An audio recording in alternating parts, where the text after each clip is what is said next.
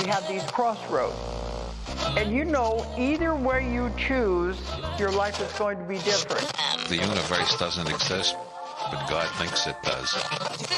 We have to stop consuming our culture. We have to create culture. Stupidity has a definite evolutionary function.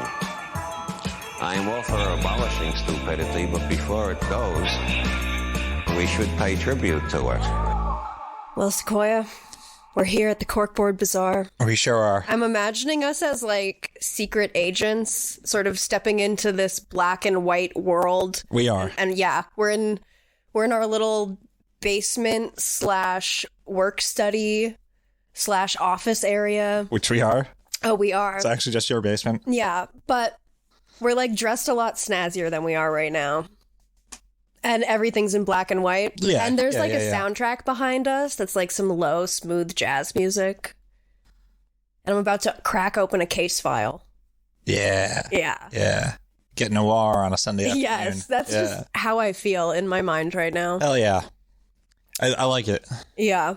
So since we're doing bonus episodes that focus more on like theosophical stuff, I am related stuff. Hey man, turns out everything focuses on theosophical stuff. Isn't that funny? It kind of do. And especially after your episode on the Kybellion. Yeah. That's what got me down this track. Because I had no idea this existed, right? Does it exist? I mean, that's what we're here to find out. All okay. right. So, you know, Helena Petrovna Blavatsky, right? Big Helen, I mean, anyone listening to this, come on, you know. You know, the big old HPB.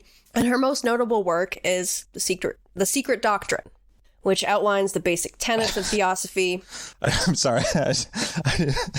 I just thought of the phrase ISIS Unchained. Yes. Like, it's not. It's ISIS Unveiled. But is the other one. But I don't know why. That's funny to me. ISIS Undressed. She's going to smite you. Yeah. Yeah.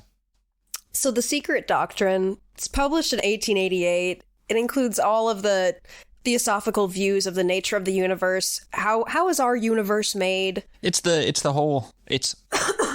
now not so secret doctrine. Yes, and it's composed of 2 volumes, Cosmogenesis and Anthropogenesis. And that would be the formation of the universe, the genesis of the universe, and then the genesis of man. Yes. Yes. Fuck yeah. You know, how babies are made, where we come from, where we're going, all that fun stuff. Does she go into great detail on how babies were made? Not really. I'm not sure she ever found out about that. There's a lot of talk about the germ and the egg and the all this stuff. Interesting. The cream of the cosmos. And, you know, there's a lot of eggs. Girl had eggs on her mind. Sure did. And it's more like a Russian nesting doll egg, though. Yeah. Everything is within each other. In Theosophy, it's just like there's the 7 principles of the body. There's the 7 different minds. There's the 7 different universes that are within the 7 ages of man. Like, everything is just a Russian nesting doll of information.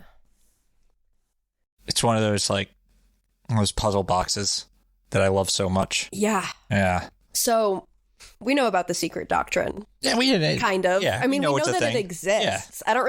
I don't have a clear idea of what's in it. One time I've tried to read it. I've tried to read it too. In college, I remember going to the library and picking it up and opening it up and just like trying to understand anything. Right. No. Definitely It's not going to happen.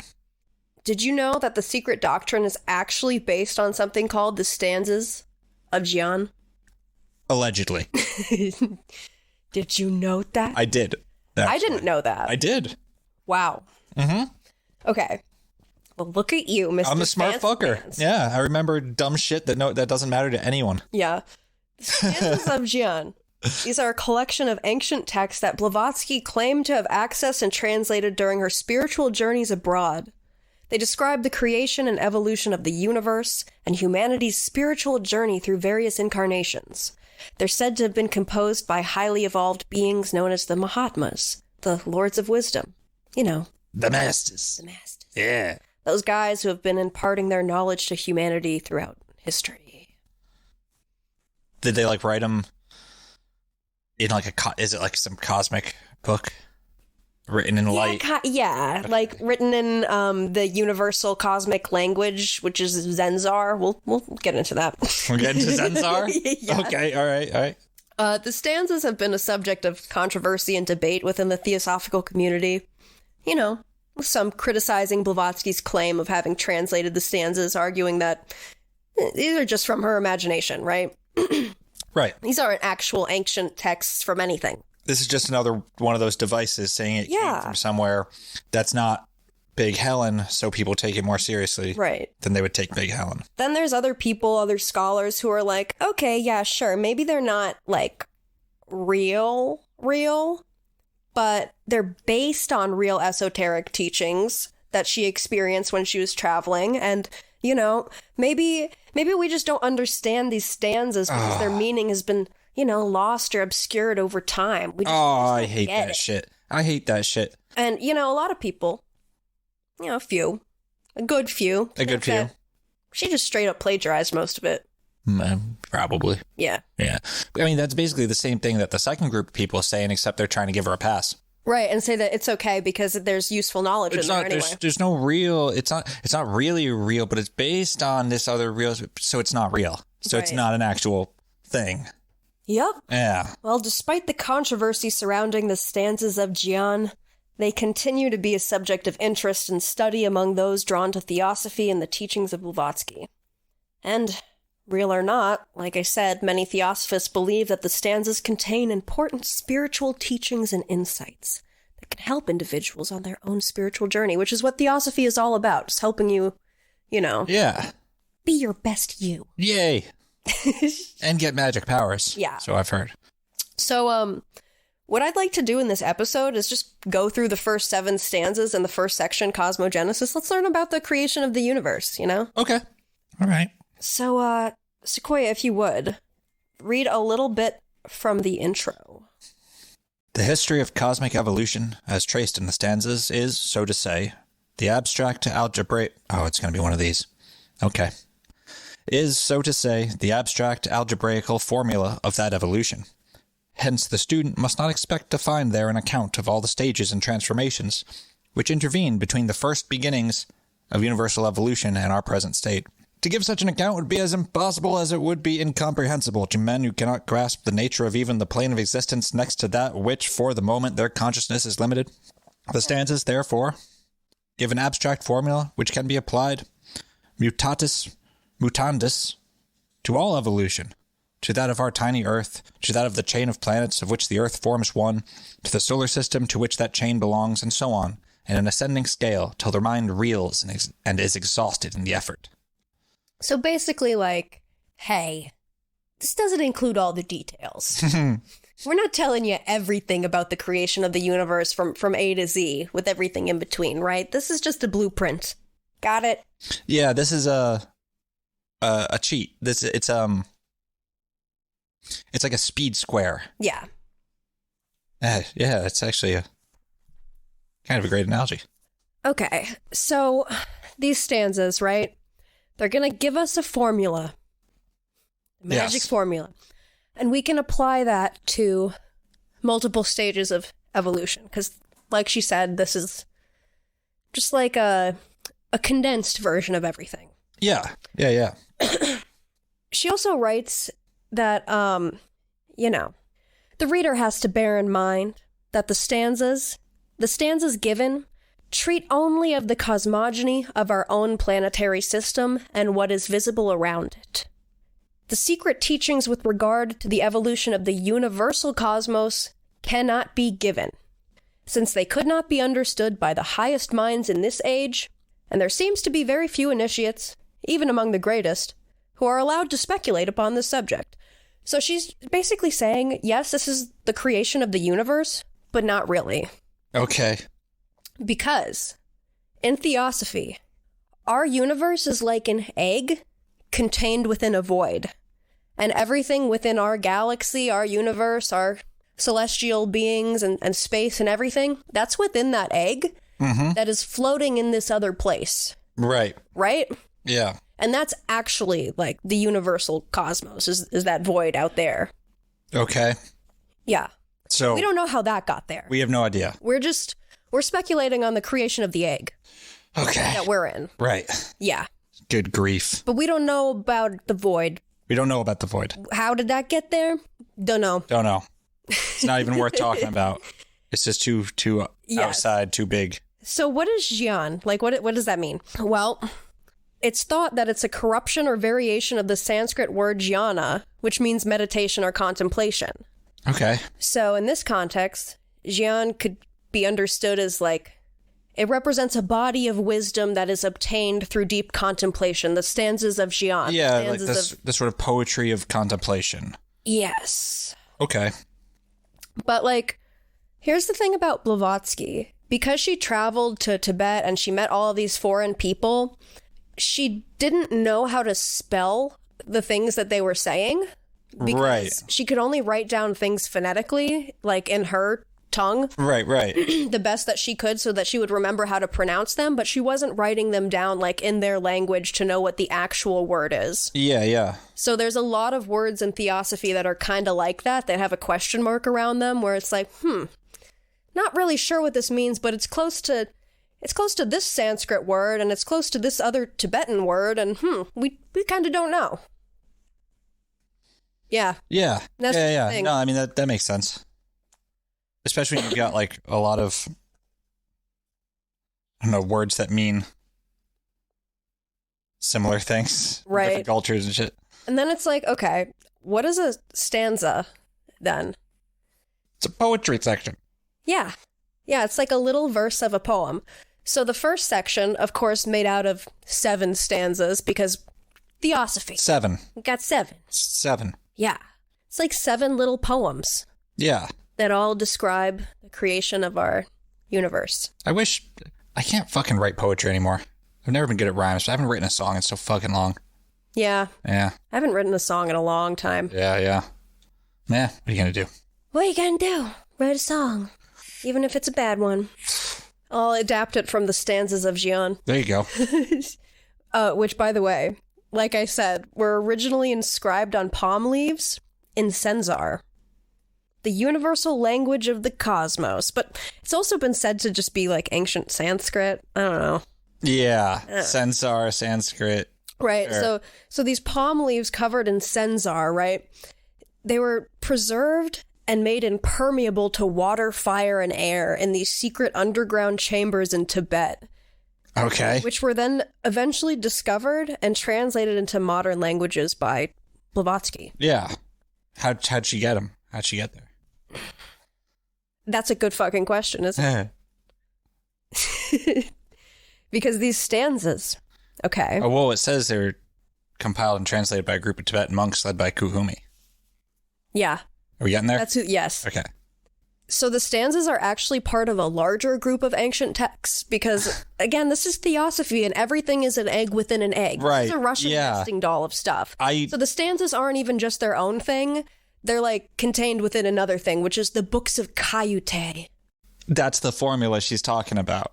Yeah. I kind of love it. Like she sticks with the bit, like the framework. Yeah. That has been established. Yeah. So these books of Kayute, right? They're supposed to be 35 volumes that are found in the libraries of Tibetan monasteries. Yeah. Okay. And it's just all the learning? Yeah, basically, you want to know the secrets of the universe? Here they are. Here's the spiritual evolution of humanity, the nature of the cosmos, And the books of Kayute, I don't know if that's how it's pronounced. Cutie? The books of Cutie. Yeah, but it would be cute. Yeah. In most languages, it would be Kyute. Kyute. Usually the I is the double E sound. Yeah, I don't know. Yeah. I have no idea. It's always like a safe bet to go for the E pronunciation of I. Kyute. But sometimes it's not. Kayute just sounds like it feels better in my mouth. Yes. Yeah. Yeah. These books, who were they written by? Who's any of this shit written by? I don't know. A group of ancient sages and seers of different cultures and civilizations throughout history. Okay. You see, these books are actually a compilation of stuff from other places that's even older than this period of time. Okay. So it's not like these books were just commissioned and written and... They're their own egg?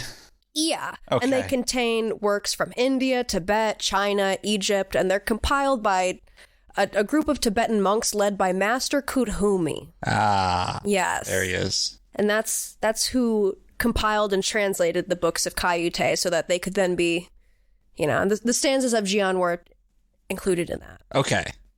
So stanzas of Kuthumi Dzyan... helped out Blavatsky to translate them. Okay, so the stanzas of Dzyan are just one part of this larger library. Yes. Okay. It's not like a distillation of this library, but it's just like, it's in there. Mm-hmm. Okay. Yeah, the stanzas are the first volume of commentaries upon the 7 secret folios of Kayute, which, by the way, were derived from another very old book. Because of course. So...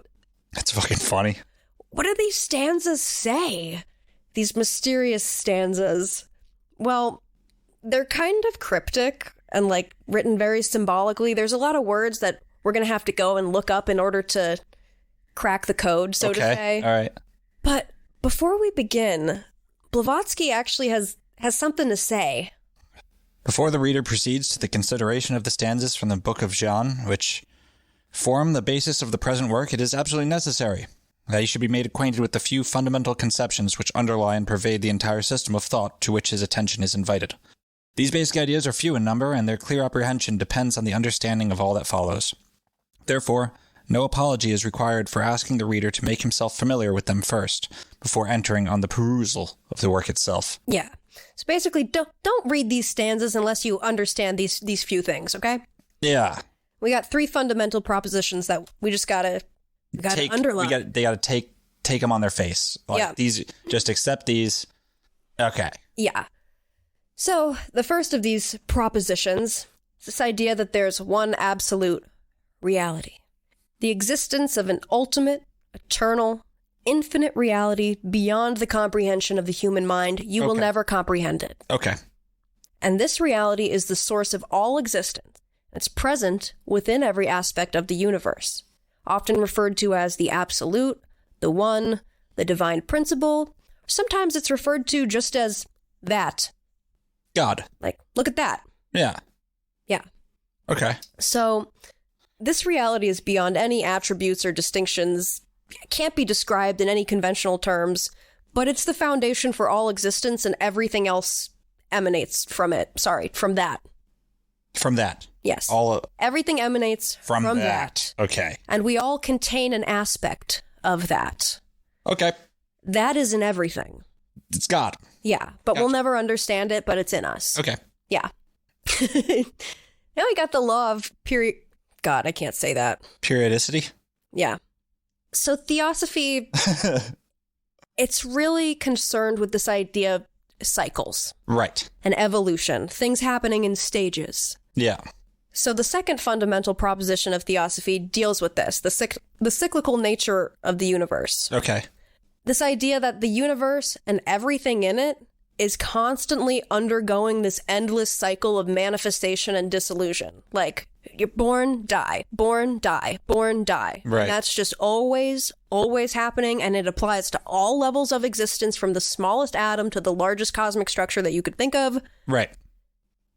Like, there's cosmic cycles going on, too. It's not just, Yeah. you know, you got your own cycles, but so do the planets, so does everything else. Yeah. Yeah. Makes And sense. since the universe is eternal, right? Without a beginning or an end, this, that. Yeah. That. That's also undergoing continuous cycles of manifestation and dissolution, Right. known respectively as the Manvantaras and Pralayas. Pralayas? Dude, it's... Pralaya. I can't pronounce Sanskrit. I'm not going to pretend I can. Mavantara and Pralaya. So during a Mavantara, that means that the universe is in a state of activity and existence. Like, the sun is up. Sure. Yeah. The day is happening. Life. Pralaya, that's a state of rest or non-manifestation. Right. And the cyclic process that takes place it's driven by this universal law, of cosmic evolution, of that we exist in cycles. Okay. Yeah. All things are going through cycles, micro, macro, inner, outer, all the time. And it's this cycle of yin and yang. Yeah, pretty much. Okay. Good, bad, exists, doesn't. Right. Like day, night, everything. Yeah. Just going through all Waking, that. sleeping. Yes. Living, dying. Yeah. Also has to do with like the law of karma, reincarnation, all of that relates to this idea of going through cycles. Sure. And then we got the third fundamental proposition that we got to understand in order to move forward. And this is the idea that there's a universal brotherhood of humanity, that all life forms, including human beings, are interconnected and interdependent. Okay. We're all one, It emphasizes the essential unity and oneness of everything in the universe. The idea that all beings share a common origin and are all part of a single universal family, for better or worse. Like you, the tree, everything around you. Okay. Yeah. Yeah. And this interconnectedness extends beyond humans to all forms of life, even inanimate objects, like literally everything. We're all in this shit together. Okay, so it's a sort of animist. Yeah. Okay. Because anything that's here is a form of life, Yeah. We're in the realm of the living. I didn't realize that Theosophy got so animistic. Yeah. Yeah, interesting. So this third principle is based on the understanding that, that divine essence, the divine spark, like we said, it's present in all things. And also, there's so many different words for the same thing. It's the absolute. Also, we'll hear like the monad is another term for the one. Yeah. Atman. The monad was, it was John Dee came up with the concept of the monad. Mm-hmm. And this little scribble, they put all like the planetary symbols together, or like a bunch of them. And it's like this little drawing is the thing, the monad. Mm-hmm. Yeah. Crazy prick. So now that we understand that, yeah, there's one absolute reality. Everything happens in cycles and everything's connected. Yeah. Okay, I can accept that. Sure, fine. Okay. Moving on. Now we can open up the stanzas. So the first one, it's very nice how in the Stanzas of Dzyan, like the text, Blavatsky does include a little portion ahead of the stanzas to explain briefly like what all of them are. And I'm like, thank you for that. And I think as we go through the first two, I want to keep in mind this idea that's brought up wherever you look this up. It'll say, the first and the second stanzas seem fundamentally the same, but to an attuned chela, or student, yeah, they'll pick up on the subtle differences between the two. So there is a difference between the first and second stanza, but they basically express the same thing with mild differences. Okay. Which is interesting, but both of them describe the state of the one, the absolute, the monad, whatever you want to call it. Yep. During pralaya, the period of non-manifestation, nighttime, before the beginning of any manifestation. Yeah. Before the Manvantara. Yeah. The Manvantara. Yeah. Yeah. So the first two stanzas describe a state basically that's totally beyond human comprehension, but we're going to try to because, it was written in Censar, then it was so kindly translated for us by Master Kuthumi and Blavatsky, so... They might as well. And we're also going to encounter some terminology that we might not understand. Yeah, I mean, I'm sure. And, we'll just stop and explain that at the end of... If there's any terms that need to be explained, we'll do it at the end of the sentence. And then move on to the next line. Yeah. So stanza 1, the night of the universe. Take it away, Sequoia. The eternal parent, wrapped in her ever-invisible robes, had slumbered once again for 7 eternities. Time was not, for it lay asleep in the infinite bosom of duration. Universal mind was not, for there was no ahi to contain, hence to manifest it, to contain it. Ahi meaning celestial beings? Yeah, so Ahi is another word for the primordial 7, who are also called the Dhyani Chohans. Remember how, Like, there's chelas and there's chohans. Chelas and chohans. Chohans teachers, chelas students. So there's these Dhyani chohans who are the teachers of meditation. They're also the 7 archangels of Christianity. Okay. They're called the architects, the builders. The Ahi or the Dhyani chohans, whatever you want to fucking call them. Angels. Primordial 7. Yeah, they're angels. They're spiritual beings. I understand that. Yeah. They're spiritual beings, the Elohim, the messengers, whatever. Yeah. They're the vehicle for the manifestation of the divine, the universal thought and will, the intelligent forces that give to and enact nature through, Yeah. Yeah. They take the divine and bring it down to the material. Yeah. They're the first fucking Things to ever exist, basically. Yeah, and the first actors, the first agents. Yeah, the Ahi. Yeah, okay. The 7 ways to bliss were not. The great causes of misery were not. For there was no one to produce and get ensnared by them. Darkness alone filled the boundaries, Darkness alone filled the boundless all, for father, mother, and son were once more one, and the sun had not awakened yet for the new wheel and his pilgrimage thereon. Yeah. Okay. So far, we're getting the point. Yeah. Nothing exists yet. There's no bliss, there's no misery, there's no one to feel or experience anything. Right. It's just a great darkness. Right. Okay. The 7 sublime lords and the 7 truths had ceased to be, and the universe, the son of necessity, was immersed in Paranishpana, absolute perfection, which is young grub.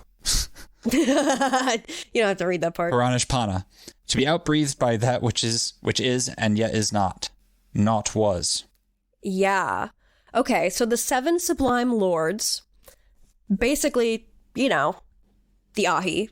Yeah. Just another term for the same things. 7 sublime lords.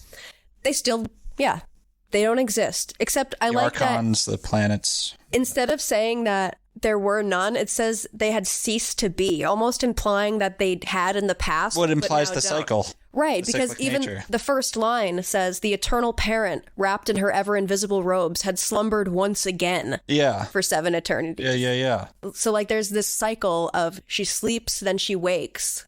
Yeah. And also the idea of the eternal parent being a she. We're including some feminine principles within that idea of, space. Well, space, and also, the great darkness that from which everything springs forth being, a feminine principle. You see that in, Thelema, which, with Nuit being space, The tree of life, Bina, is space. Right. Right. So when they say that the 7 sublime lords are immersed in Paranishpana, that's a state of bliss and absolute wisdom and perfection. That is a state of truth it's like the highest euphoria ever. Okay. Yeah. So they're suspended there in this state of absolute bliss and non-being, non-duality, because they've ceased to be. Right. Okay. The causes of existence had been done away with. The visible that was and the invisible that is rested in eternal non-being, the one being. Alone, the one form of existence stretched boundless, infinite, causeless, in dreamless sleep, and life pulsated unconscious in universal space, throughout the all-presence which is sensed by the opened eye of the Dangma. So, the all is just there. Yeah. In a dreamless sleep.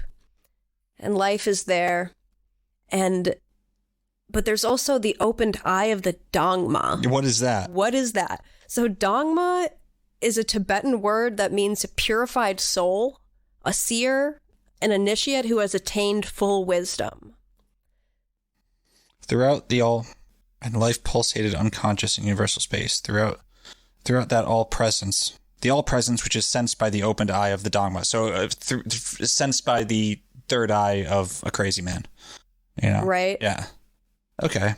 But where was the Dangma when the Alaya of the universe was in Paramartha, and the great wheel was in Anupadaka?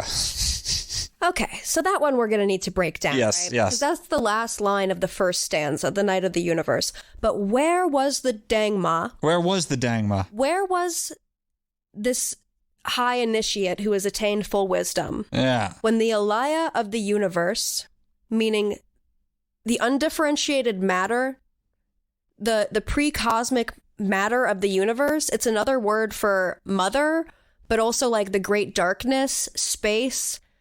So like the empty space of the universe. Okay. So when the empty space, the first undifferentiated matter of the universe was in Paramarta. That is the highest or whole non-dualistic truth. It's the state of true self-consciousness where reality is empty. It's the true state of reality in everything where nothing matters, there's no duality. So where was undifferentiated matter when everything was nothing? And where was the seer? Where everything? Yeah. Where was and where was Anapadaka? Now this is a word derived from Sanskrit that means parentless or having no material parent. This idea of a self-produced thing. So where was the student, the human student that is perceiving this in their third eye? Yeah. How can they see this when... If it's all nothing. Yeah, before everything was nothing. Yeah. And the great wheel was self-produced. Like, if everything was born out of nothing and humans didn't exist, how can the seer see this? Yeah, okay. That brings us into stanza 2. The idea of differentiation. Where were the builders, the luminous sons of Manvantaric dawn, in the unknown darkness in their ahi, paranishpana, the producers of form, from no form, the root of the world, the Devamatri and Svabhavat, rested in the bliss of non-being. Yeah, so here we go again. Here we go again, because that's just the first line. That's a lot. So, where were the builders, the luminous sons of the Manvantaric dawn? Again, that's just another word for the ahi. Yep, got it. The unknown darkness in their ahi. The producers of... In their ahi parishpana, so in their ahi, yes. In the world of... So, parishpana, right? That was a state of absolute bliss and wisdom and perfection. So, that's like the ahis... They're sleeping. They're sleepy realm. They're sleeping. Yeah. Yeah. They're in the little sleepy realm. Where were they? That's where they were. Yeah, and the resting in the bliss of non-being. The producers of form from no form, the root of the world, the Deva Matri and Sabvahat, resting in a bliss of non-being. So let's break that down. I mean, I think that just means basically mother and father, like feminine principle and the producers of form and from no form, the root, the builders that. They just rested in the bliss of non-being. Yeah. Where was silence? Where were the ears to sense it? No, there was neither silence nor sound, naught save ceaseless eternal breath. Okay. The hour had not yet struck, the ray had not yet flashed into the germ. The Matripadma had not yet swollen. The mother lotus. Okay. So the unfolding of the universe. Yeah. So this is a lot of saying the exact same thing over and over again. Yes. Yeah. Her heart had not yet opened for the one ray to enter, thence to fall as 3 into 4 into the lap of Maya. Okay. Maya being materiality. This is the illusion of... Yes, our world, life. The world of illusion. Yeah. Like, we live in Maya. Yeah. And when it says, her heart had not yet opened for the one ray, that means, like, the absolute. Yeah. So, thence to fall as 3 into 4 into the lap of Maya. So 3 into 4, that refers to this idea of 3, the father, mother, and son. Yep. Because we can't exist without that trinity. Yep. And the fourth is Maya. The 4 elements, the 4 holy ones. Yeah, so you get this, you see this in, the court cards in tarot are this, the king, and you see this also in like, the Sefer Yetzirah, this fire and water come together to produce the sun, air, and then fucking into materiality, to Maya. God, it's no way to even talk about that. I'm sure I fucked that up too. I'm just realizing I know it. It's just... Aren't there better ways to make a living? No, so... Yep. All right. The 7 sons were not yet born from the web of light. Darkness alone was father-mother. Svabhavat and Svabhavat was in darkness. These two are the germ, and the germ is one. The universe was still concealed in the divine thought and the divine bosom. So this idea, like, these two are the germ, and the germ is one. This idea of father, mother, yeah. And the germ, is one. It's basically like, in order for the universe to exist, this father, mother, like, this coming together of opposites needs to happen. Like, but also, in order for the father, mother to exist, like, the universe needs... It's a chicken or the egg conundrum. Right. Really. Right. Is what it is. It's basically saying that it's all... Well, the thing is, like... it's like... It's self-creating. The father being the light and void, and it's light and void, and it's kind of like it's the awareness of it that is the bringing of it into being from, I don't fucking know, man. Yeah. Well, stanza 3 is the awakening of the cosmos. Okay. So this is like a kind of like sex ed. Because this is when the Chela learns about the reawakening of the universe after that state of rest, when it wakes up and everything, like, becomes individualized and, cosmic evolution kind of starts. Yeah. That's what's happening in stanza 3. Yeah. Okay. The last vibration of the seventh eternity thrills through infinitude. The mother swells, expanding from within without, like the bud of the lotus. Okay. Yep. Wait, okay. She's opening up. The mother swell expanding from within without. Yeah, she's pregnant as shit. Baby's coming. All right. The vibration sweeps along, touching with its swift wing the whole universe and the germ that dwelleth in darkness, the darkness that breathes over the slumbering waters of life. Okay. Darkness radiates light, and the light drops one solitary ray into the waters, into the mother deep. The ray shoots through the virgin egg. The ray causes the eternal egg to thrill and drop the non-eternal germ, which condenses into the world egg. Like, excuse me. Yeah.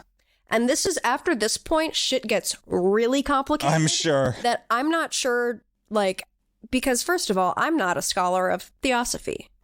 I can only take you so far. I can only take you so far. Yeah. So I think that after this third stanza, we can stop and just explain sort of what the rest of them are. Okay. Because this is where it gets fucking wacky. It gets really wacky. And after reading this, because they talk about dragons and stuff, I fall asleep. I have a dream that I'm playing a game in an arcade where you can choose to, like, be a ruler of a dragon faction. Okay. Like, you're a ruler of a dragon kingdom. And you get to choose what element you're aligned with. Like, there's air dragons, water dragons. Yeah. And I play this game and I choose to, like, be an air dragon. And then I realize afterwards, like, oh, fuck. I should have chosen water dragons. I would have been so much better at that. That's so much more suited for my skill set. Like, that's what Dream Me thought unconsciously. And then I woke up and I was like, what the fuck was that about? Yeah. With water dragons, air dragons. Like, should I be... What does that say? Because I have been pulling a lot of swords in my tarot readings. I haven't pulled a cup in God knows how long. Hey, tell me about it. I just been pulling swords and wands, just like... Yeah, likewise. Okay. Like, I need some water dragons. Yeah, we could all use a water dragon. Okay.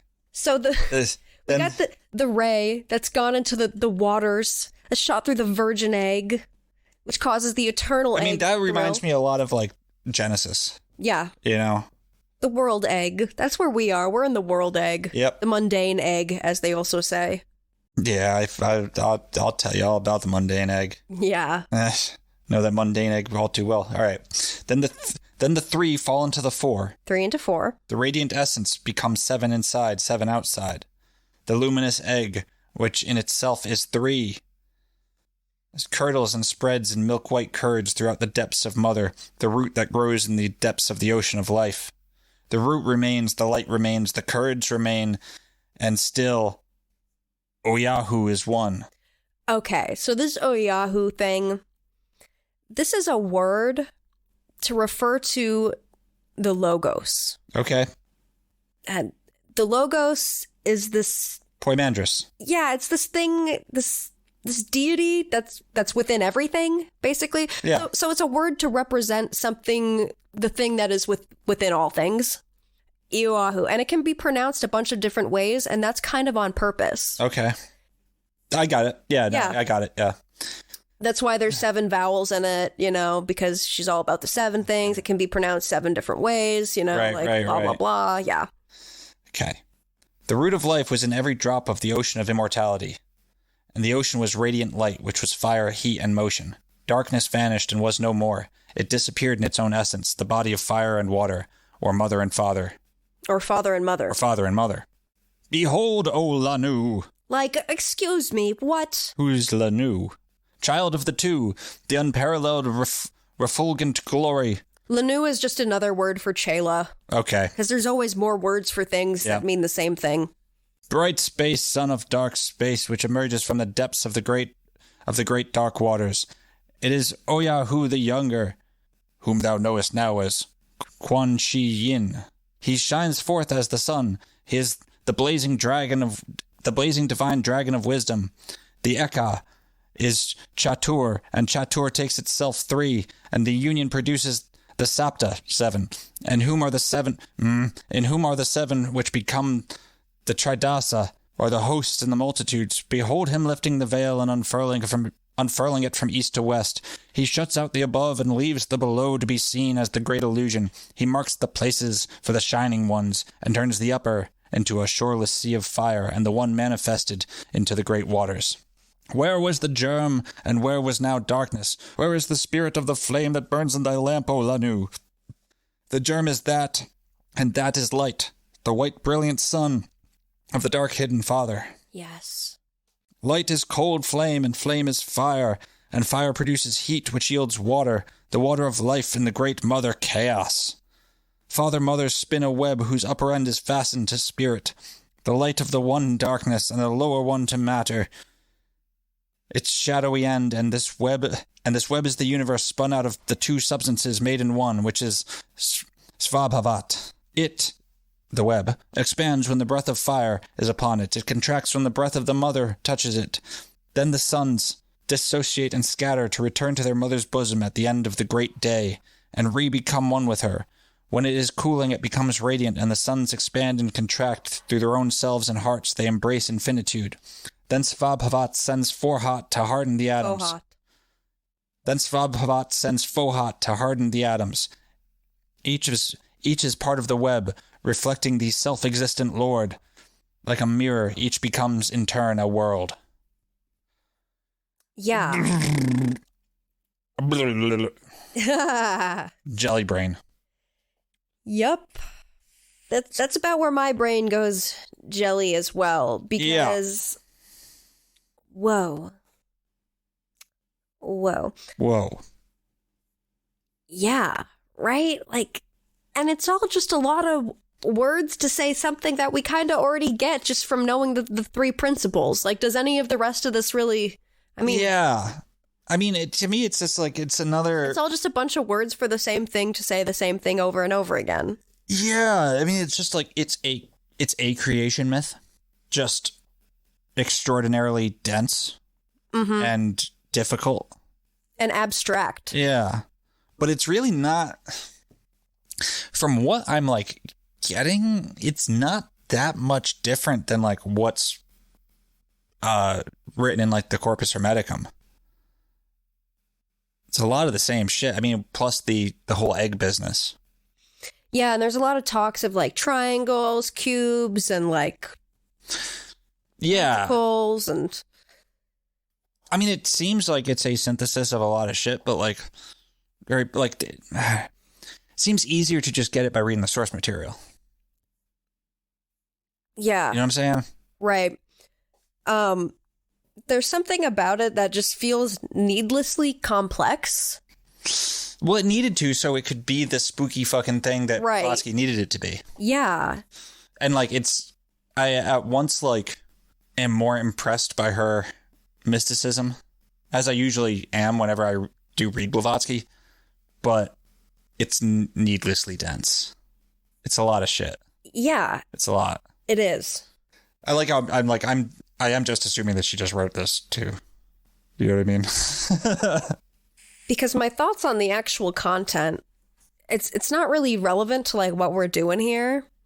You know, the actual story of the creation of the universe is like, Right. oh, it all came from nothing. And here, like, okay, I get it. Like, I don't, honestly, I could dig into it, but I don't feel like I would be any better at the end or like have any deeper understanding of the universe or my place in it. I don't think that I personally like need this to help inform my place in the universe. Right. To understand it. I don't feel that I also have enough going on that I don't need a great big puzzle Right. to solve. And I think for a lot of people, they go to Theosophy because that is what it helps provide, is a sense of mystery and a never-ending puzzle. Yeah, definitely. Which is really appealing. And I like digging into the puzzle every now and then. But it's like not important enough for me to finish it or like go searching for any of the missing pieces. Yeah, it's like, I mean, It's like a 20,000 piece puzzle, you know? And maybe like I'm I'm- good on that. maybe I'm just like oversimplifying it, but it doesn't seem like anything you couldn't get from, Just living life. well, living, or just like other, or from religion. From Yeah, any, yes. You know? Yeah. From any other theology. Mm-hmm. Which, like, I mean, Yeah, because really, like, what's expressed within it is pretty fucking basic. I mean, it is. It's just every creation myth. yeah, no, it is. Yeah. Yeah. Yeah. It's pretty, Just wrapped up in a bunch of, like, terminology. but I mean, she does say that, like, the point is that we're giving you a formula.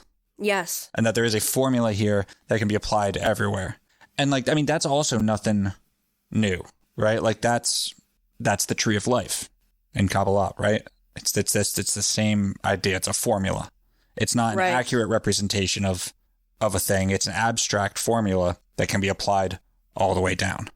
Mm-hmm. And in that way, like you're going to see a lot of the same fucking ideas within like explanations of the tree of life and shit.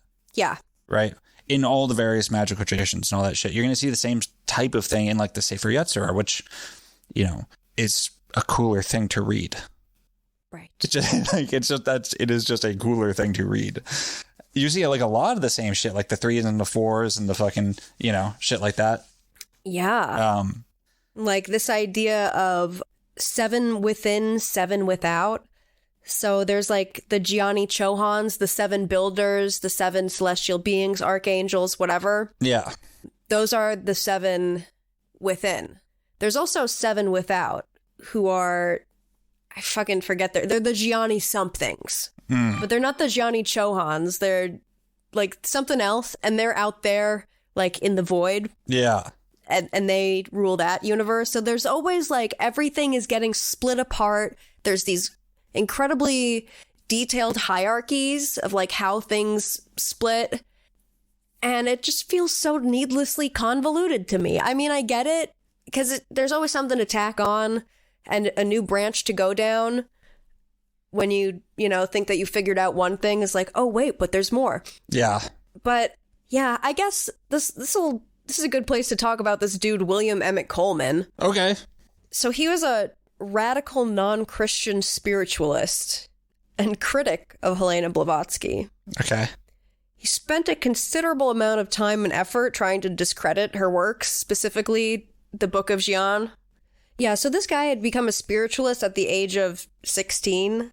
Then he was made chief clerk in the quartermaster office of the Presidio of San Francisco in 1883. Chief clerk, eh? But yeah, he, I don't know. He was a very unknown but semi-interesting dude that was really interested in Oriental studies. Yeah, that's what they called it back in the day. Yeah. He's Looking at Asia. an Orientalist, his Wikipedia page says. Which, okay. So he's known for that, and he's known for just hating Blavatsky. Word. So he's really skeptical of the authenticity of her sources. He decides to do a little research, which leads him to believing that Blavatsky had drawn primarily from a few different sources, namely H.H. Wilson's translation of the Vishnu Purana, Okay.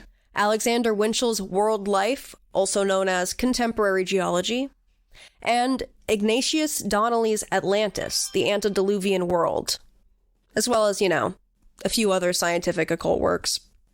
And he accuses her of plagiarizing these sources without giving proper credit, claims that her use of the materials demonstrated a, pretty superficial understanding of the subjects that she was discussing. Yeah. And furthermore, he alleged that Blavatsky had borrowed parts of her stanzas of Dzyan from the hymn of creation found in the ancient Sanskrit Rig Veda. Yes. Rig Veda?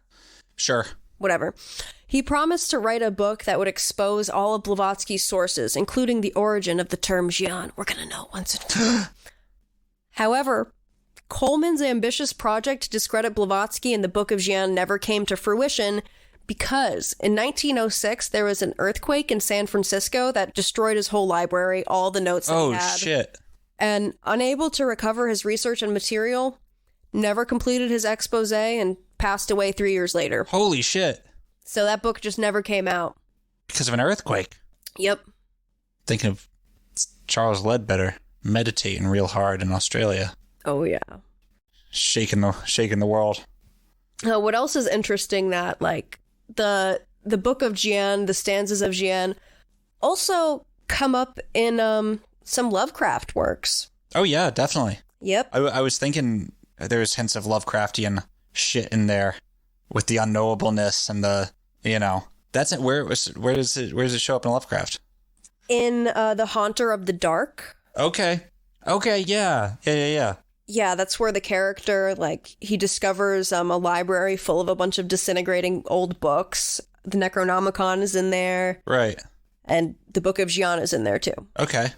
Interesting. It also shows up in The Diary of Alonzo Typer, which is a 1935 story that Lovecraft wrote in conjunction with William Lumley. I have not read that one.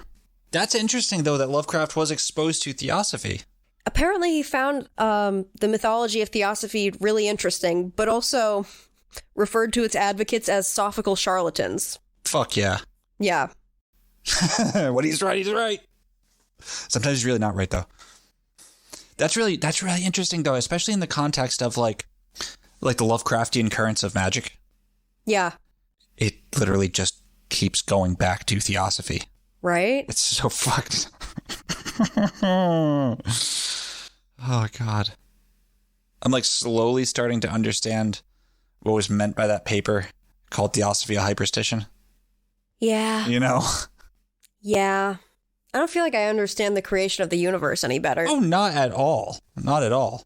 But I enjoy that, like, the Stanzas of Dzyan, the Book of Cayute, that, like, these things exist in our universe. I think that it's interesting. Yeah. How these semi-fictional pieces of literature then go on to inform entire faith systems. Yeah. I mean, if you look at like what Blavatsky did with through the lens of like, ARGs, psyops, shit like that, like it's pretty incredible sophistication. Yeah. In how Theosophy was brought about in what Blavatsky Theosophy very much felt like a modern mystery school. Yeah, I mean, absolutely. And like, there's one of the problems is that like, it's sort of that like Puharic thing, right? Where it's like, there's just so much there that it'd almost be weirder if it was if there was nothing there. If it was just a charlatan fucking hoax him up. Right. You know what I mean?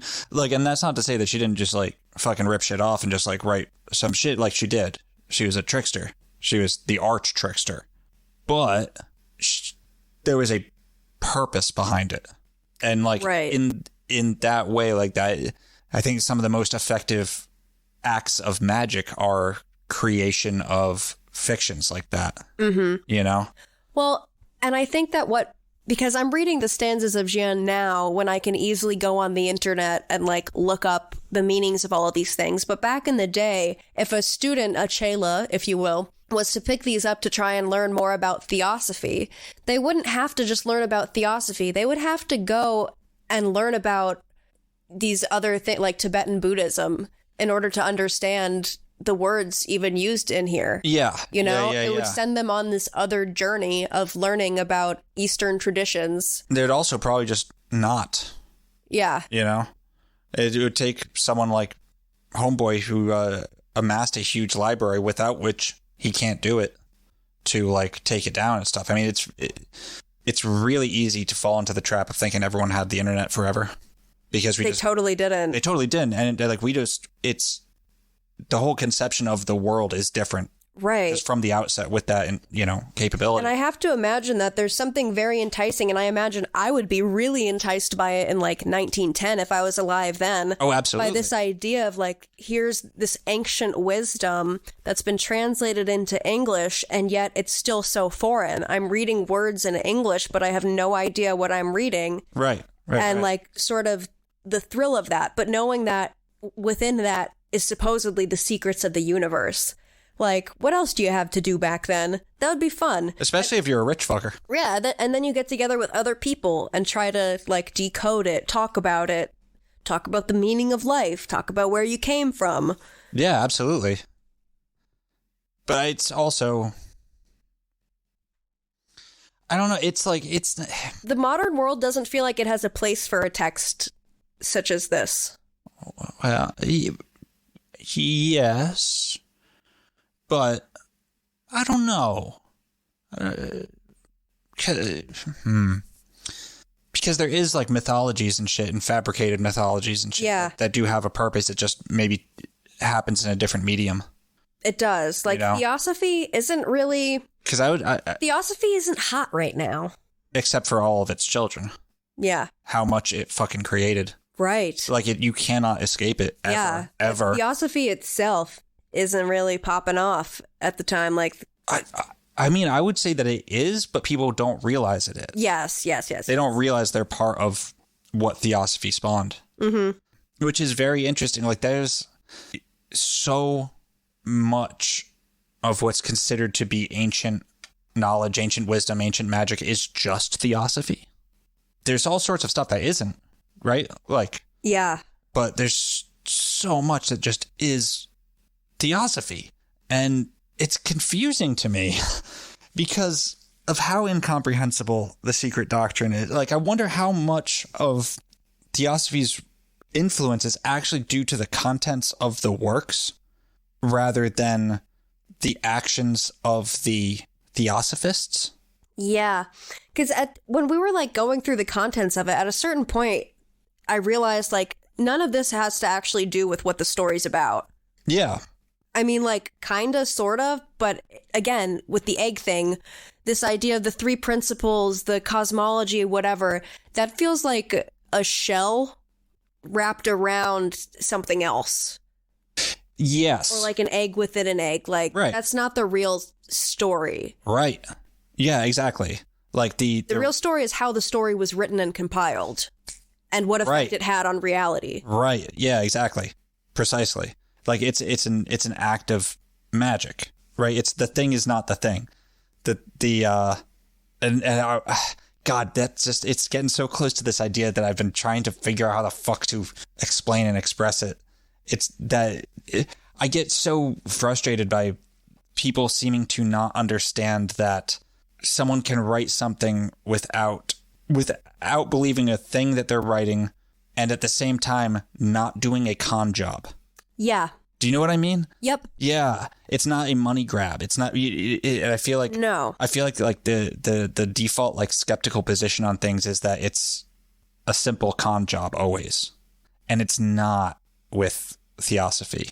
And it's not with a lot. I mean, that's sort of like the essence of magical text is it's not a con job. It might not be real. Yeah. But it's for a purpose. It's a weapon.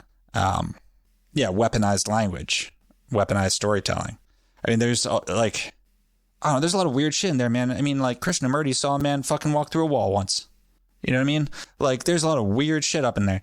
The fact that the Theosophists were able to do all this shit that they did, a lot of weird stuff up in there. Like, I don't know. Well, it makes me think of the role of Isis in Theosophy and like how enduring she is as a figure and also how multicultural she is and how Theosophy more or less mirrors that. Yeah, I mean, I don't know much about the Isis role in Theosophy. I mean, me either, but I know there's a book called Isis Unchained. Yes, there should be. I feel like Blavatsky almost saw herself as a priestess of Isis. Not directly, but like indirectly. She was almost like running a cult of worship for these ancient deities without... Like, I don't know if that's what she was consciously doing, but she kind of was. Well, I mean, okay, so there's the idea, like, you know, the first is, like, is there a perennial true truth about truth, right? Like, that's the... Which I think, like, yes, there is capital T truth. Like, you know, as someone who described himself as a theist vaguely, you know? Yeah. Things like a lot of the cosmology portrayed in here is probably like pretty true, and portrayed like there's ideas that everything keeps going back to. I pretty much reject like the atheist position would be that there's no truth to mystical knowledge, mystical realization. I think there is. And I think that, you know, Theosophy is just an example of Blavatsky doing the mystic thing. Right. Except with spook shit on top of it. Like with espionage tactics and shit on top of it, the trickery, right? Yeah. Well, in Blavatsky's view, there was two truths. Jesus. There's the absolute truth and the relative truth. Right. The absolute truth is something that can never be changed, just is and always will be. Right. And like the absolute truth is basically that everything is true and nothing is true. Okay. You know? Yeah. It's non-dualistic. Yeah. Like that's where the everything is. And then the other type of truth, relative truth, well, that's the truth that we experience in the realm of Maya, the realm of illusion in our world. Right. So that truth is not the absolute truth, but it is a version of the truth to her in Blavatsky's view. A facsimile. Yeah. Right. Yeah. It's exhausting. It is exhausting. Fucking exhausting. Because here's the other thing. You can kind of just meditate for a while and get there without anything. You can just kind of get there. Theosophy is really good for that, because if you go into it thinking like, oh, I'm going to try to like puzzle out the secrets of the universe, you're going to get about an hour into reading and your mind's going to be so fucked and scrambled that you're going to need to be like, no. And then you're just going to stare out your window for 5 minutes and you're going to notice shit outside your window that you never noticed because you just need a break from reading all of that. Maybe that's the point. You know what I mean? Like, I wouldn't put it past her. God, this is so overly complicated. Why don't you just go outside and enjoy life instead? But you can come back to this and continue the puzzle when you're bored. God, I like both want to read the Secret Doctrine and don't.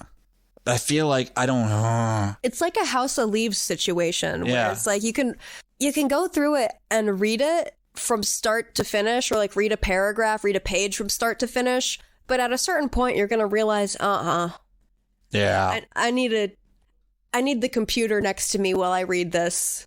And I need to stop after every single paragraph and like, look shit up. And it's easy to see how like people could just take that and just like run with it in whatever way. And you also see how easy it was for like the post-Blavatsky theosophists, the Besants or Ledbetters, to just say, you want to just not think about that shit? Yeah, you want to make this a lot more simple? Yeah. Yeah, let's do that. And from a perspective of like not understanding it, because there's not really... What is there to understand? What is there to understand other than Helena Petrovna Blavatsky probably having a fucked up temporal lobe, seeing shit other people couldn't see, being real fucking smart, and doing some weird shit. Yep. At the end of the day, she was just a wacky lady. Yeah, it's like, I really don't give a shit if this was plagiarized or not. I'm going to call her a wacky old battle axe. Yeah, she is. You know, whether or not any of this was plagiarized, I don't think it matters. It's not. It really doesn't. Yeah, it's not. That's not really the important thing there. I think the only important thing about Theosophy is the reach and how it's evolved. Yeah. Then somehow, and it's almost like you almost want to start like comparing her to like a Muhammad type character in that someone who created a religion from pre-existing things, but she's not. It's a different thing. It's a totally different thing because. It's a secret doctrine, sort of, right? Like it's a thing that just evolved and lost its original trappings, lost its original. Well, like you were saying, like people don't realize that they're thinking in theosophical terms a lot of times. They don't realize how much shit comes from theosophy, right? Versus like religions. Oh no, you're aware, like there's no, you can't be playing in Christian waters and not know it comes from Christianity. Right. You can't be playing in Islamic waters and not know it comes from Islam. Oh, but you can come across the masters and have no idea where that came from. Right. Yeah, you can come across the rays and the fucking chakra colors and shit and not know where that came from. But yeah, like I also wonder, like, knowing that Lovecraft was exposed to Theosophy. Yeah. How much then is like the Lovecraftian currents of magic go back to Theosophy too? Right. So it's interesting because when he references the books of Dzyan in his stories, it's always like when talking about other collections of books too. Like he found that book in a library full of the abhorred Necronomicon, right, the sinister Liber Ivanis, the infamous Cultes de Gauls. Like then there's like a German text and another. So it's like this text, the Book of Dzyan in Lovecraft literature, is mentioned alongside other like manuscripts of power. Yeah. And it's then very funny that like the Necronomicon was then turned into the exact same thing. Yeah. Like the exact same thing. Another fucking magician's trick. Yeah. Theosophy needs to be understood from a teleological perspective. It's about what it does. Yeah, it's not about if it's real or not. Right, it's about what it never does. is. Yeah. Like, yeah. Because if we haven't learned it by now, the truth doesn't matter to people. No. People have their own special truths. Right. Like everything about Theosophy comes back to its teleology, which is a word that I learned through Theosophy. Well, through the children of Theosophy by way of the 9. We got through 3 stanzas of 7. Yeah, and there's a lot more in the book too. I mean that's just 3 out of 7 of Genesis. Forget the other 14. That's so funny. God. Yeah. Well, shit. What did we learn today, folks? Let's recap. Nothing is real and nothing matters. And everything is real. Theosophy will break your brain no matter how much you try to let it not. And nothing is real. Yes. There you have it. It's all Maya. It's all just a great big illusion. There's a friend of mine told me a story one of her professors talked about like explaining the concept of Maya, and it's like the most beautiful thing I've ever heard in my life. We're already at hour 20, so I'm not going to tell it, but it's a beautiful thing. Yeah. Well, it's basically that like a student of Krishna's is walking behind him, and he's Krishna being the god, and he's like, Lord Krishna, like you've explained all these things to me, but you haven't told me what Maya is. What is Maya? And he's like, I can't tell you that. And he's like walking behind him through the forest, and he keeps asking him. He's like, I can't tell you that. And then they get to this river that they try to cross, but like the student gets swept up by the river and like sent downstream, and he fucking comes to, he can't see Krishna anywhere. He's in a part of the forest. He doesn't know where the hell he is. And he gets up and he looks around. He can't see Krishna. So he just starts walking. He hears like something and sees signs of civilization. So he walks to this village, and he's like, well, shit, I don't know where I am. Krishna's gone. I gotta like eat. Like, so he goes to a shop. He's like, hey, do you have any like work I can do? Shopkeeper like gives him a broom, tells him it's fine. And then he like meets the shopkeeper's daughter, and they fall in love. He doesn't have anywhere else to go, so he's just like working at the shop. He falls in love. Eventually he has a house in the village and some kids, and he has a great long life. And as an old man, he closes his eyes one final time to die, and he wakes up sputtering water at the banks of the river, and he sees Krishna standing over him, and he says, that's Maya. Like, it's just, I did a shit job retelling that quickly, but like it's a heck of an explanation. It is, and it reminds me so much of an episode of Adventure Time. I'm sure, yeah. There's literally really an episode of Adventure Time that's just like that. Really? Yeah. Very interesting. Okay. I mean, yeah. Huh. I'd like to see that. Is it Krishna in Adventure Time? No, it's like an alternative version of Finn. Word. Because, like, Adventure Time does some weird alternate universe. Yeah. It's a show a lot of people have said very good things about. I have not delved in. It's amazing. Hell yeah. Very esoteric. Hell yeah. Well, I think that does her. Yeah, I think that does her. Yeah, that does it. That does it. Thank you guys so much for your support. Yes. We appreciate it greatly. Yeah, keep being fucking rad. And we'll catch you on the flip side. Take care. Peace. Peace.